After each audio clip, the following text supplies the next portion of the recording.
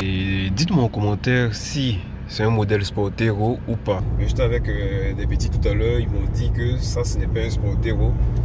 Il tend vers le Sportero. Dites-moi dans les commentaires si c'est vraiment le cas. Bonjour la famille, j'espère que tout le monde va bien. Aujourd'hui on va présenter rapidement le Mitsubishi L200 que voilà. Donc à tout à l'heure.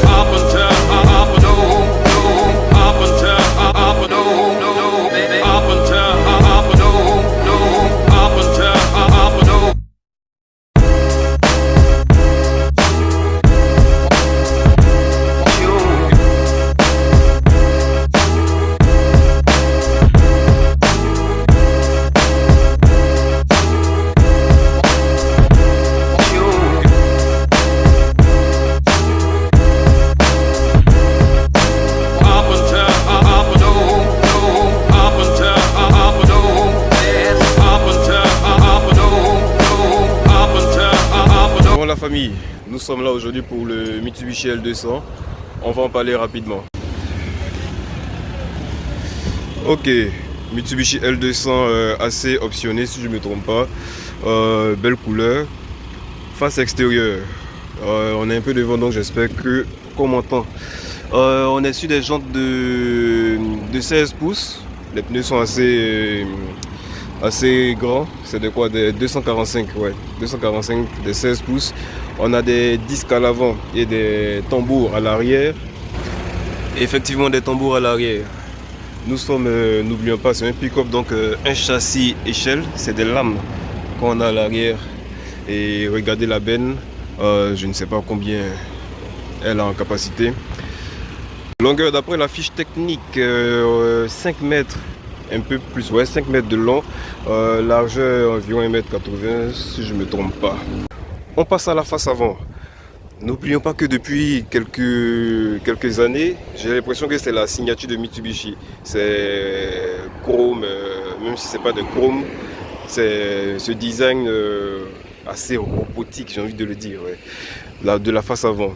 La Mitsubishi ASX que j'ai présenté une fois à la même face, et si on remarque les nouveaux Mitsubishi Pajero Sport, c'est pareil, c'est assez monstrueux, ça fait assez peur lorsque tu vois ce truc là arriver en flèche dans ton rétroviseur. Là nous sommes sur un modèle un peu optionné quand même. On a ces phares là qui sont assez beaux je trouve, oui, phares, là on a la veilleuse et comment on dit ça, le code phare là, putain j'ai oublié le nom, je perds mes mots.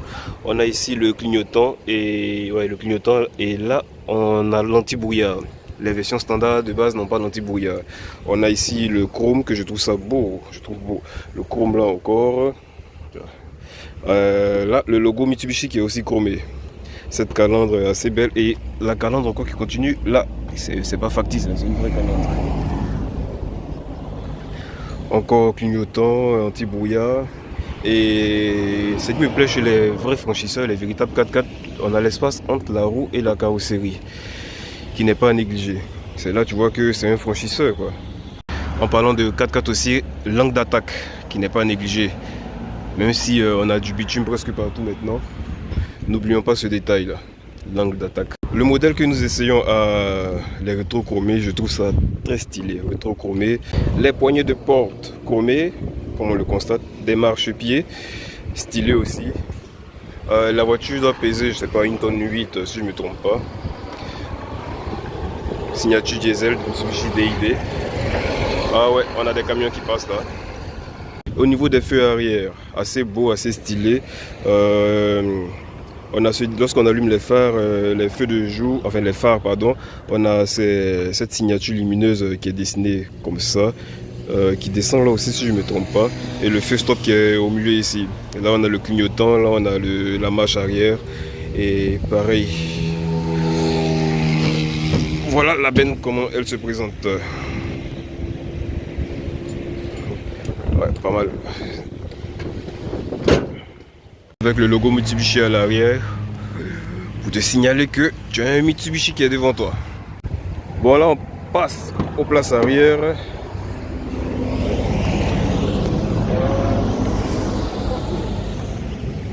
Depuis quelques années, sur tous nos modèles, on a assez d'espace à l'arrière. C'est pas comme avant, les tout est assez placé. Ça bouge un peu. Là, je peux mettre 76 ou 77 et regarder un peu comment je place tout l'espace. Et vraiment à l'aise. Je fais aider par mon bon petit, vu que c'est difficile de filmer tout seul. Et on a aussi ça qui est typique au véritable tout-terrain depuis quelques années. Hein. Ceux qui l'ont remarqué sur les véhicules japonais. C'est pas mal ça. Bref, anyway. Bon, le cœur de la bête. Malheureusement, on n'a pas de vérin. C'est encore les tiges là pour accrocher le capot. DID, on est sur un diesel de 2 litres 2 si je ne me trompe pas, diesel de 150 chevaux avec un turbo, mais je vous assure, le turbo tu le sens quoi. On passe à la partie que j'ai toujours aimé sur un véhicule, l'intérieur. Un instant, où est-ce que j'ai mis la clé?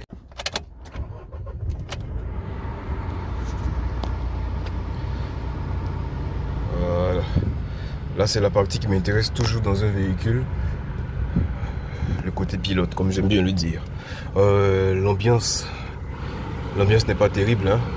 Carrément japonais, comme on peut le constater. On a du plastique, et même là, c'est du plastique. Mais bon, pour un véhicule de ce standing, moi, je m'attends pas à grand chose. On est d'abord sur un pick-up, donc faut pas espérer. Moi, en tout cas, perso, ça me choque pas. Je m'attends pas à du cuir et tout, même les sièges en tissu, mais il y a des versions avec sièges en cuir. J'en ai vu déjà. Volant 4 branches. Bon, j'allais dire dédicace à mon pote de 225 motos, mais bon. Volant 4 branches. On est sur un modèle assez optionné, comme je l'ai dit tout à l'heure. Assez, mais enfin, j'aimerais dire un peu. Je pense qu'il n'est pas à 100% optionné parce que là on a du vide, donc c'est logiquement fait pour d'autres options. Ouais, ça marche. Bon, les commandes de clim à l'ancienne, l'écran tactile, effectivement il est tactile. Merde. L'écran il est effectivement tactile et ça je m'y attendais pas. Anyway, kilométrage, contour, niveau de carburant, niveau de température d'huile, huile moteur bien sûr. Là on a le kilométrage de la voiture. Donc comme je le disais, intérieur vraiment japonais. Volant multifonction si je peux le dire. Quelques commandes au volant. Ouais, ça c'est pour la radio, le volume et tout. Décrocher, raccrocher le téléphone lorsqu'on se connecte par Bluetooth bien sûr. Chose que j'aime bien, les rétroviseurs. Ah merde, le rétro il est cassé. Le rétroviseur assez large. Et dites-moi en commentaire si c'est un modèle Sportero ou pas. Parce que je conduis des versions assez basiques qui n'avaient pas ces quelques options là. Et j'oubliais même, on a la molette pour la motricité des roues. 2H, là on est en propulsion, le 4H en 4 roues, et là c'est pour éviter qu'on soit embourbé ou bien en cas de blocage dans la boue, dans le sable. Donc je ne sais pas si il y a une version Sportero sur ces modèles ou pas, dites-moi en commentaire. Et j'avoue, ce qui m'a un peu surpris la première fois sur cette voiture. Je regarde le contour. Rupteur à 4000 tours minute. Je me dis, mais c'est pas possible. C'est pas possible. Rupteur à 4000 tours minute, mais je vais rouler comment cette voiture là. 4000 tours minute. Je ne sais pas si vous imaginez un peu. Mais quand je commence à la conduire et tout, je me dis, mais ouais, vu comment elle accélère, t'as même pas besoin d'atteindre les 4000 tours quoi. Le turbo fait tout le taf, carrément. Et au niveau de sa conduite, je le trouve bizarrement assez agile. Je m'attendais à un truc lourd, volant dur à manier, mais bon, c'est pas le cas. Et faut pas que j'oublie, étant donné son gabarit, il est plus facile et plus agréable de le conduire sur des voies comme ça, des grands axes, des autoroutes, vu que n'oublions pas, encore une fois, il fait 5 mètres de long, donc il n'est pas aisé lorsqu'on a des manœuvres à faire en ville quoi. Mais bon, sur les grandes voies et tout, tu sens que le véhicule est carrément à son aise. Bon, là on est sur des pistes, on dirait que c'est l'endroit de jeu favori de ce L200. J'ai envie de faire un peu du sale d'ailleurs même. Ça donne envie de faire du off-road comme jamais.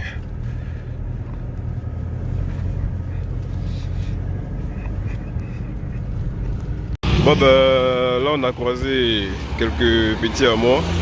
Ils sont venus faire du off-road. Malheureusement moi j'aurais pas le temps pour traîner avec eux.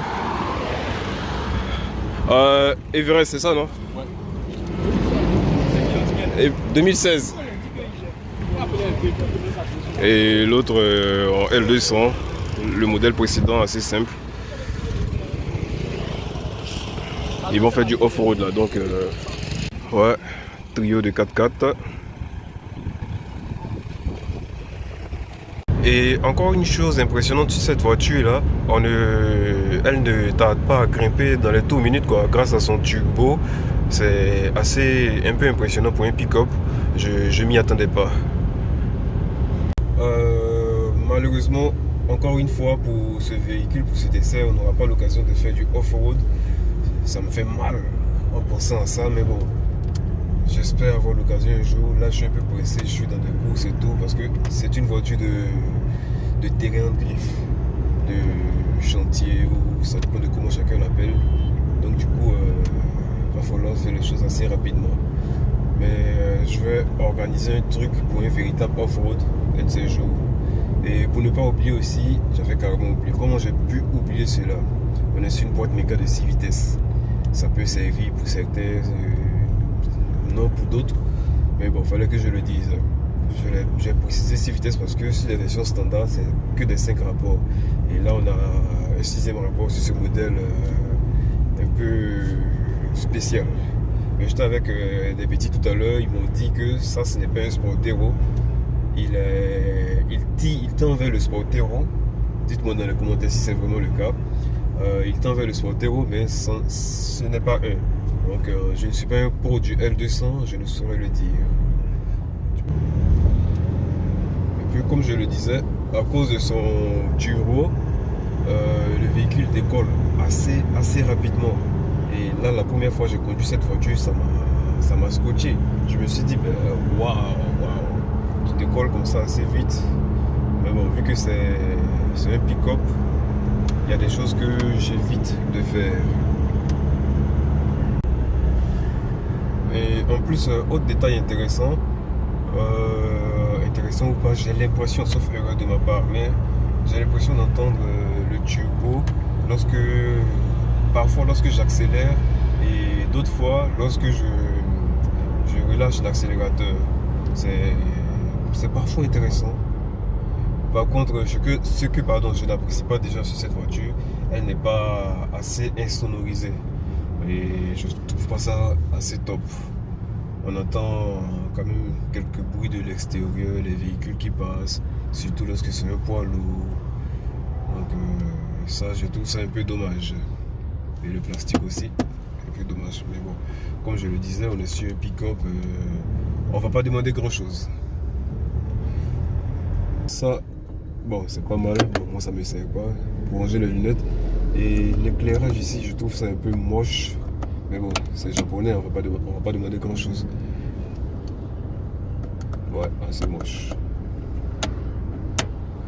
C'est pas bien grave. Et il n'y a pas de lunettes de miroir ici, comme on le dit. Je ne sais pas pourquoi. Et même côté passager aussi, il n'y en a pas. Je ne comprends pas, mais bon. Vous pourrez peut-être me dire dans les commentaires à quoi ça sert. Enfin, pourquoi est-ce qu'ils n'ont pas mis sur cette voiture-là. Pour ceux qui me connaissent un peu, j'aime toujours mettre le coude là quand je conduis. Chose que j'ai toujours appréciée. Et on a une bonne position de conduite sur ce L200 là. C'est... Ah tiens, un autre L200 qui vient de passer. Et c'est toujours un kiff pour moi, quoi. La belle ville d'Abidjan. Là, on a le plateau tout au bout. Ouais, désolé, ça fait pas partie du projet de cette vidéo, mais bon, il fallait que je le dise. J'aime bien les belles vues. Ouais, les embouteillages d'Abidjan, comme d'habitude, c'est pas facile. Fait son 0 à 100, je ne sais pas en combien, mais pour un pick-up, c'est pas décevant, quoi. Ça réagit bien. Je ne sais pas s'il y a certains qui ont déjà conduit le même véhicule, ce L200 là. S'ils en ont déjà conduit, dites-moi dans les commentaires quels ont été vos ressentis.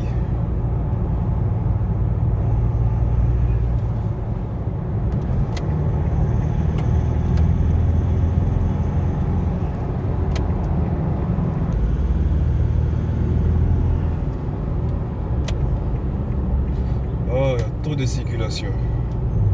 J'aurais bien voulu, bien aimé lancer un peu ce véhicule. Et tu as des gens qui sont à gauche qui n'avancent pas. On parle toujours du code de la route, mais bon. C'est bien dommage. Tu es à gauche et tu n'avances pas. Donc là, ceux qui vont vite, on le dit toujours. J'insiste, si possible, dites-moi dans les commentaires si c'est un Sportego ou pas. Ce détail-là me fatigue un peu. J'espère qu'on aura l'occasion de ces jours de faire vraiment du off-road avec nos 4x4 qu'on essaie des fois. Et Dieu nous le dira, l'avenir nous le dira. Merci encore et à plus. Ciao.